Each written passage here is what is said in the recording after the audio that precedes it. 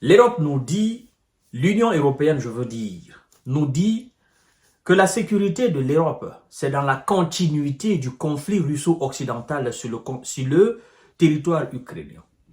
Et que l'arrêt du soutien militaire apporté à l'Ukraine dans ce conflit de la part des Européens serait un drame pour l'Europe. Et donc, l'insécurité des populations européennes serait alors la défaite, n'est-ce pas, de l'Europe occidentale face à la Russie sur le territoire. Et surtout, ils mettent un accent très particulier sur l'insécurité.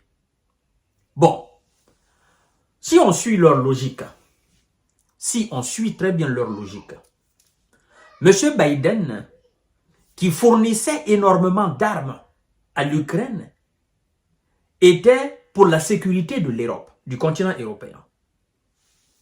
Mais par contre, si M. Donald Trump cesse de fournir des armes à l'Ukraine, Donald Trump serait le président qui encouragerait l'insécurité, l'instabilité du continent européen. Nous allons voir ça tout à l'heure. Mais avant tout, d'abord, mesdames et messieurs, et mesdemoiselles, si vous n'êtes pas encore abonné à ma chaîne YouTube Kanté J Visionnaire le vrai, je vous invite à le faire. Abonnez-vous sur ma chaîne. Cliquez sur le bouton partage et puis dites-moi, donnez-moi quand même vos différents avis dans les commentaires. Hein? En plus de cela, vous savez que nous avons une nouvelle page Facebook. Elle s'appelle le Géopolitologue. Vous allez dans la barre de recherche de votre compte YouTube, de votre compte Facebook ou bien de votre page YouTube, votre page Facebook, vous cliquez le Géopolitologue. Tapez seulement, vous écrivez le Géopolitologue. Et puis, vous verrez ma page Facebook. Vous vous abonnez directement là-dessus et puis vous enchaînez, n'est-ce pas? Parce que nous balançons aussi les émissions là-dessus. Comme je ne cesse de dire, ben, vous avez le choix entre YouTube et Facebook. Alors, qu'est-ce qui m'amène à faire cette émission d'ailleurs? Bon, comme vous savez, en fait, je suis tombé sur cette émission de nos confrères du LCI, avec des journalistes, des très grands spécialistes ukrainiens, très grands spécialistes de la politique américaine.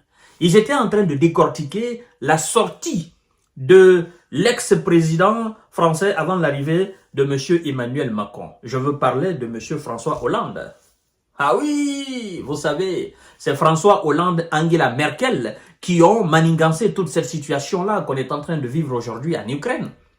Et ce sont eux qui ont dit, ben écoutez, nous avons refusé de respecter les accords de Minsk, de les appliquer parce que nous voulions réarmer l'Ukraine. Et bon, pour quel résultat? Et donc, ce François Hollande est en train de défendre sa défaite, la défaite de sa politique. Donc, vous vous souvenez bien, c'est lui qui avait dit que la France ne devait jamais entamer de diplomatie avec la Russie et que l'Union européenne ne devrait pas le faire pour trouver, n'est-ce pas, une solution diplomatique, politique à ce conflit-là. Il disait que la Russie n'entende, que Vladimir Poutine n'entende que le rapport de force et que l'Occident devrait apporter ce rapport de force sur le terrain. Ça, il a dit il y a quelque temps. Maintenant, je crois qu'il a fait une déclaration juste il y a, je crois bien même, c'est hier ou aujourd'hui d'ailleurs. J'ai vu cette émission des journalistes de LCI qui parlaient. Bon, François Hollande a dit, parce que c'est la sortie de François Hollande que les journalistes de LCI ont commenté. Et donc, François Hollande disait dans sa sortie que M. Trump est en train de préparer la capitulation de l'Ukraine. La capitulation de l'Ukraine. Et donc, que l'Europe doit être forte. L'Europe doit s'unir. Ça doit être une véritable union. Au sens strict du mot. Pour venir soutenir l'Ukraine, pour former ce bloc impénétrable, incassable, ce bloc très dur derrière l'Ukraine afin de faire face à M. Vladimir Poutine sur le territoire ukrainien. Mais il y a quelqu'un qui ne s'est pas trompé depuis le début de l'opération spéciale. C'est M. Volodymyr Zelensky, le concerné lui-même. Il ne s'est jamais trompé en parlant de soutien. Il s'est toujours basé sur les Américains.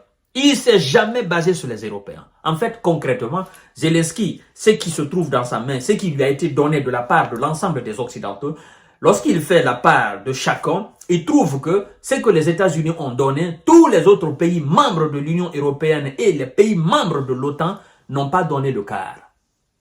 Et donc il se dit, si je perds les États-Unis, le soutien américain, ben je perds la guerre. Et donc, si Zelensky perd la guerre, et ça veut dire que c'est lui qui aura créé les conditions de la perte de cette guerre, serait alors l'un des éléments pivots de la déstabilisation du continent européen. Parce qu'on dit la sécurité de nous autres, c'est-à-dire les Européens, ils disent la sécurité de l'Europe dépend du résultat de ce qui va se passer en Ukraine. Bon, moi je dis, ben, il y a quelque chose qui ne passe pas. Parce que je ne vois en quoi la sécurité de la France dépend de la sécurité ukrainienne. Je ne vois en quoi la sécurité de l'Allemagne ou encore de la Belgique ou du Pays-Bas ou de la Grande-Bretagne dépendent en quoi, je ne vois en quoi la sécurité de ces pays-là dépend de ce qui se passe en Ukraine. D'abord, l'Ukraine n'est pas un pays membre de l'OTAN. L'Ukraine n'est pas un pays membre de l'Union européenne.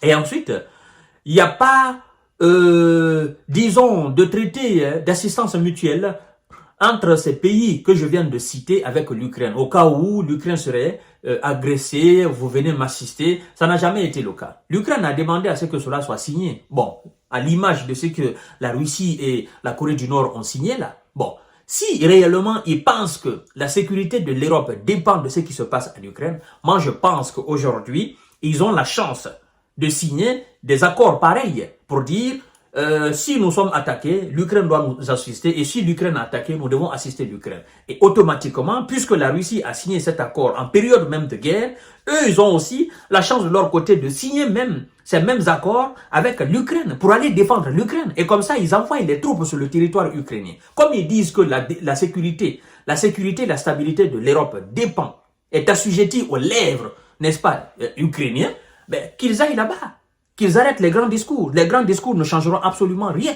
Et c'est pas maintenant là, M. Biden part, M. Donald Trump prend le pouvoir le 20 janvier, que l'Union européenne va essayer de se restructurer ou de se réorganiser pour voir comment ils peuvent remplacer l'aide américaine. D'abord, vous, votre aide, vous avez toutes les difficultés du monde entier. Ils ont dit à Bruxelles que voilà 50 milliards qui seront répartis sur 4 ans. Et puis, mais jusqu'à présent, Zelensky ne voit pas les retombées de cette promesse-là. Ils ont dit non, les bénéfices des avoirs russes, nous allons... Jusqu'à présent, M. Zelensky ne voit absolument rien. Donc, vous qui avez les grandes difficultés de réunir ce que vous avez promis à M. Zelensky, comment vous allez faire alors pour diviser l'aide américaine entre vous et afin de pouvoir aider l'Ukraine? Parce que c'est un calcul simple. Si nous, les pays européens, par le passé, avant que M. Trump ne vienne au pouvoir, avec M.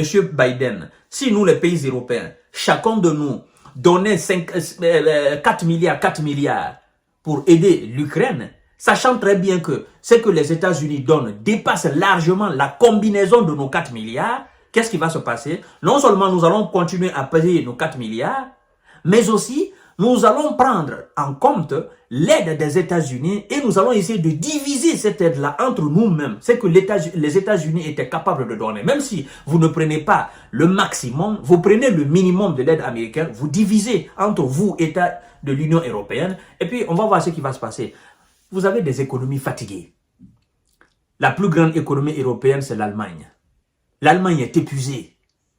L'Allemagne a beaucoup financé, l'Allemagne est fatiguée. C'est pourquoi le chancelier Olaf Scholz ne s'est pas trompé. Il a directement appelé Vladimir Poutine pour essayer d'entrer en contact avec lui et essayer d'ouvrir une porte de négociation. Parce qu'il sait que si M. Biden n'est pas là, ben, c'est lui que tout le monde va regarder. Soit il décide d'être le porte-flambeau de cette coalition européenne qui doit soutenir l'Ukraine, ou soit il décide, ben, écoutez, on va passer à la table de négociation parce que moi, je ne pourrais pas continuer à être, n'est-ce pas, le porte-flambeau des États-Unis dans cette histoire-là, et mon économie ne pourra pas tenir. Ou soit vous acceptez de débourser les mêmes sommes que moi. C'est aussi clair que ça. Et quand je vois monsieur le ministre des Affaires étrangères polonais dire, bon, les grands pays européens vont prendre le relais, n'est-ce pas, si les États-Unis venaient à stopper leur aide. Moi, je dis, mais monsieur Rodaslov, Siroski, vous n'avez absolument rien compris. Dites-nous, qu'est-ce que vous proposez? Qu'est-ce que vous mettez sur la table quand vous dites les grands pays de l'Union européenne? Les grands pays de l'Union européenne sont fatigués. L'Allemagne, la France et l'Italie. Hein? Ben, la Grande-Bretagne ne fait plus partie de l'Union. L'Angleterre ne fait plus partie de l'Union européenne. Donc, je ne sais pas sur qui vous comptez. En tout cas, pas sur la France. La France n'a pas d'argent. Emmanuel Macron est en grande difficulté dans son propre pays, financièrement. Ben, comment est-ce que lui il peut débourser des sommes faramineuses pour continuer à soutenir l'Ukraine? Bon, nous allons voir. Comme ils disent que la sécurité de l'Europe dépend de ce qui se passe en Ukraine, nous allons voir. Parce que M. Donald Trump ne veut pas de guerre. C'est lui qui a rappelé ces militaires qui étaient dans le Moyen-Orient. Afghanistan, machin. Il les a dit, venez. Moi, je ne suis pas dans gaspillage d'argent. Non, je ne suis pas là-dedans. Et quand il est venu, il a cessé les guerres. Et pendant les 4 ans qu'il était à la tête des États-Unis, Donald Trump n'a mené de guerre nulle part dans le monde entier. Il n'a envoyé nulle part les troupes américaines dans le monde entier. Lui, c'est un businessman. C'est un businessman qui connaît la valeur de $1, qui connaît la valeur de 50 centimes de dollars. Donc, il ne va pas accepter de gaspiller de l'argent américain comme ça. Parce qu'il sait qu'on le fait pour un résultat zéro. On ne pourra jamais battre la Russie. On ne pourra jamais le faire. Même si on continue de donner 1 million de milliards à l'Ukraine, ça ne va jamais changer la situation sur le terrain. Parce que, en fait, ce qui fait la guerre, ce n'est pas l'argent. Effectivement, l'argent fait la guerre, mais les structures militaires aussi, ça apporte énormément. Et sur le plan de structure, évidemment, le complexe militaro-industriel russe est en avance, mais en avance à des années de lumière que sur le complexe militaro-industriel européen, je dirais même américain. La Russie, ça tourne maintenant en plein régime, 7 jours sur 7, 24 heures sur 24.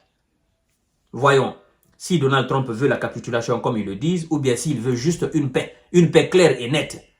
Voilà. Je vous donne rendez-vous tout à l'heure, mesdames et messieurs, pour notre série d'informations décortiquage. Merci.